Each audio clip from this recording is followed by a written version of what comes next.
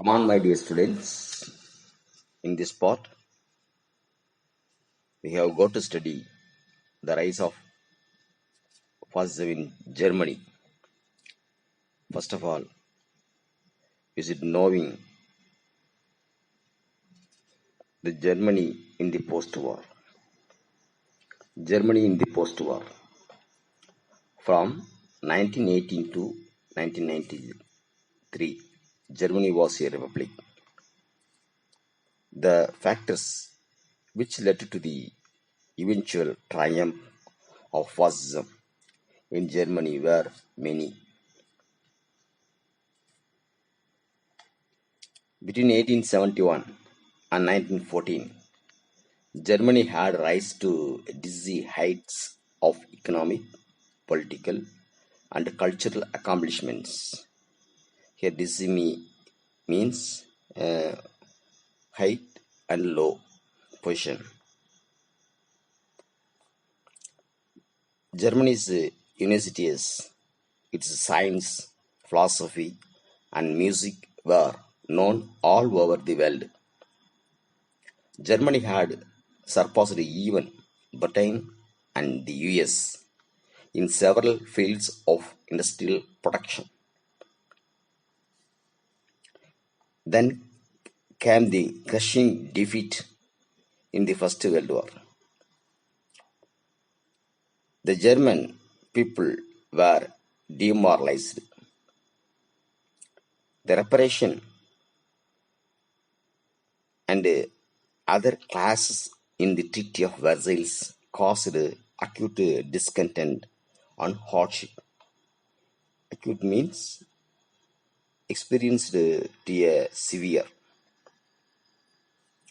This was utilized by reactionary forces to spread the idea that socialists and Jews had let down the nation and had even caused the Germany's defeat. Germany's defeat and humiliation at the end of the World War first caused a deep shock to the of German people. The Great Depression further deepened their frustrations and prompted them to turn against the Republican government.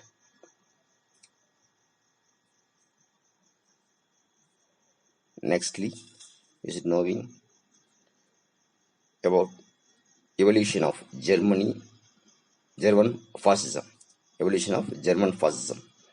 The origin of German fascism goes back to 1919, when a group of 7 men met in Munich and founded the National Socialist German Workers' Party. One of them was Adolf Hitler. Hitler had developed a violent political bias against the Jews.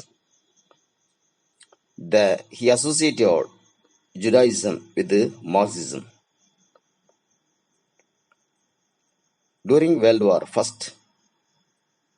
Hitler served in the Bavarian army.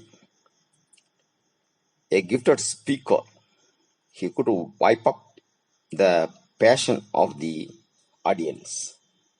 Wipe up means to excite, to cause to feel strong emotions.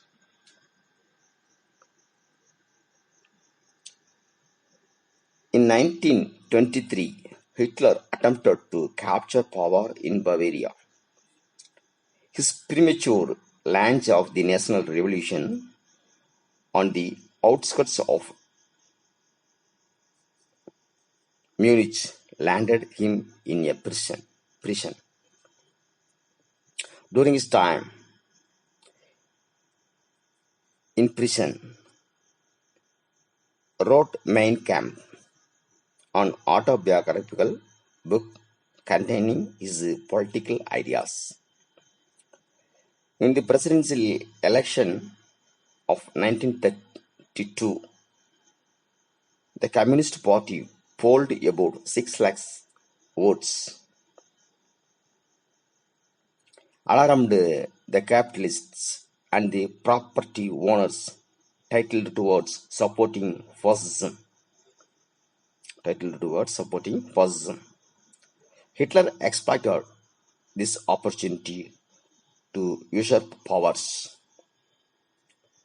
Usurp means take illegal or by force the powers. Nextly, the Nazi state of Hitler.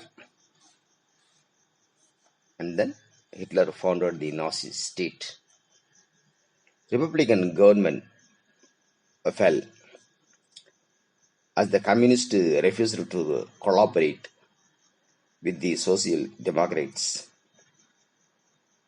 Thereupon, industrialists, bankers, and junkers prevailed upon President von Hindenburg to designate Hitler as Chancellor in 1933. Here, junkers refers a member of a class of aristocratic landholders in Germany. The Nazi state of Hitler, known as Third Reich. The Nazi state of Hitler, known as Third Reich. The Third Reich brought an end to the parliamentary democracy in Germany. Hitler replaced the flag of the Weimar Republic by swastika banners of National Socialism. Germany was converted into a highly centralized state. All political parties, except the Nazi Party, were declared illegal. The army of the brown shirted and the jack-booted stormtroopers was expelled. The Hitler Youth Organization was created, and the Labor Front set up. Trade unions were abolished. Their leaders arrested. Trade unions leaders were arrested. Strikes were made illegal. Wages were fixed by the government, and the labor front was used by the Nazis to control industry. Total state control was extended over the press and the theaters, the cinema, radio, and over education also. The Nazi Party's propaganda was led by Joseph Goebbels. The Joseph Goebbels manipulated public opinion through planned propaganda. He once said, "Any lie frequently repeated will ultimately gain belief." The Gestapo, or secret state police, was formed and run by Himmler. Nextly, Nazi policy towards Jews. Along with the repressive measures, Hitler's government followed a policy of repressing Jewish people. The Jews were removed from government positions, excluded from the universities, and deprived of citizenship. Here, deprived means give up or abandon the citizenship. Jews' businesses were closed down, and their establishments were attacked. After the outbreak of the Second World War, concentration camps, barracks surrounded by electrified fences and watchtowers were built where Jews were entered and used as a forced labor.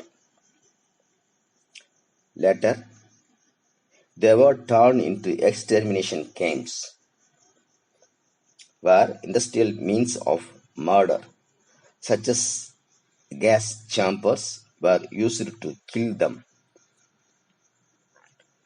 It's estimated that about 6 million Jews in Europe were killed in what the Nazis termed the final solution.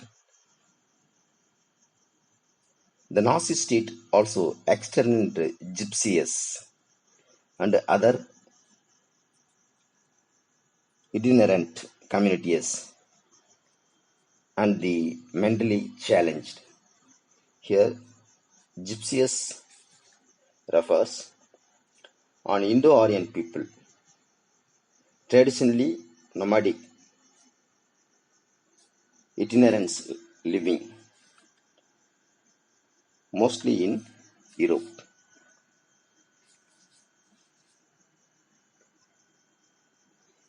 Himmler's second in command was Heydrich, who was responsible for the concentration camps.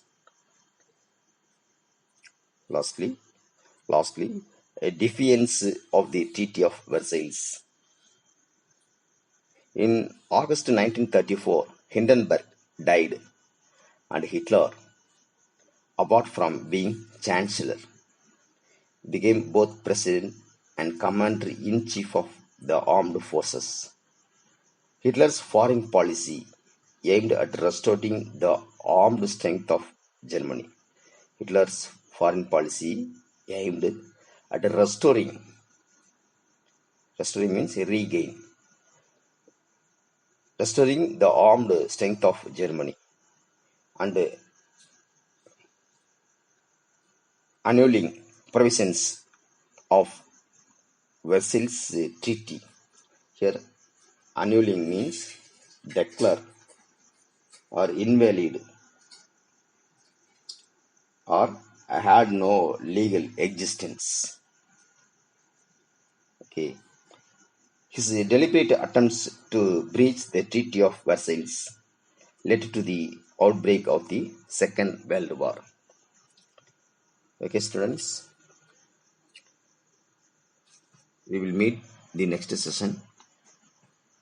You should read the lesson and understand the subject matters.